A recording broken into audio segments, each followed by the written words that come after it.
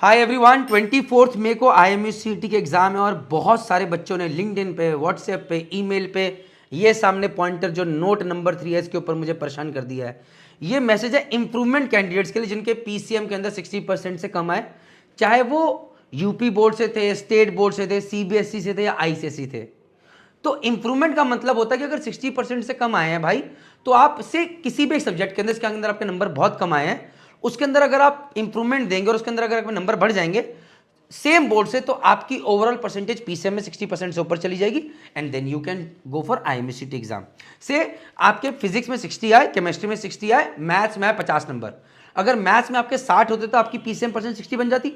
तो मैथ्स के अंदर आपसे CBSE बोर्ड से आपने इंप्रूवमेंट का एग्जाम दिया अगले साल और आपके 60 मार्क्स हो गए, अब आप IMUCT दे सकते हैं। तो ये होते हैं इंप्रूवमेंट कैंडिडेट्स।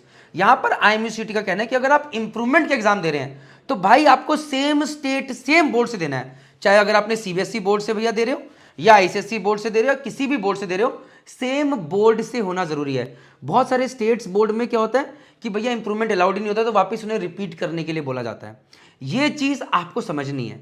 लेकिन अगर आप बोलते हो कि सर मैं NIOS से देना चाहता हूं और आप पूरे के पूरे exam physics, chemistry, maths including English आप वापस और एक सब्जेक्ट और आप वापस से पूरे एग्जाम NIOS बोर्ड से दे रहे हो, देन आप अगेन अगर आपके PCM में 60% से ऊपर और इंग्लिश में 50% से ऊपर है तो आप IMUCT देने के लिए एलिजिबल हैं। सो इंप्रूवमेंट कैंडिडेट मतलब भैया आपने नंबर बढ़ाने हैं, लेकिन तो फिर सेम बोर्ड होना जरूरी है। लेकिन अगर आप पूरा एग्जाम एक अलग बोर्ड से दे रहे हो विच इज NIOS बोर्ड, तो फिर उस केस के अंदर आपका इससे कोई मतलब नहीं रह जाएगा, कोई टेंशन लेने की जरूरत नहीं है। बट यहां पर आपको सिर्फ ये नहीं है कि भैया फिजिक्स केमिस्ट्री तो मैं CBSE बोर्ड के जोड़ लूंगा, मैथ्स मैं NIOS का जोड़ लूंगा, ऐसा नहीं होगा।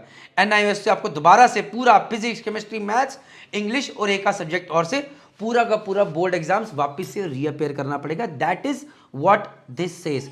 सो प्लीज कंफ्यूज मत आइए। बट हाँ, आपको यह भी पता होना चाहिए कि NIOS से देने से आपके किस किस कंपनी के एलिजिबल है, किस किस परसेंटेज के साथ, और ओपन बोर्ड से आपको कौन कौन सी कंपनी ले सकती है, कॉलेजेस ले सकते हैं। और उसके लिए नीचे दिए हुए लिंक के ऊपर आप चले जाएंगे, आपको आंसर मिल जाएगा। कोई डाउट आ रहा है 9051206790 JMD अकेडमी का नंबर आप कांटेक्ट कीजिए, हम आपको गाइडेंस दे देंगे।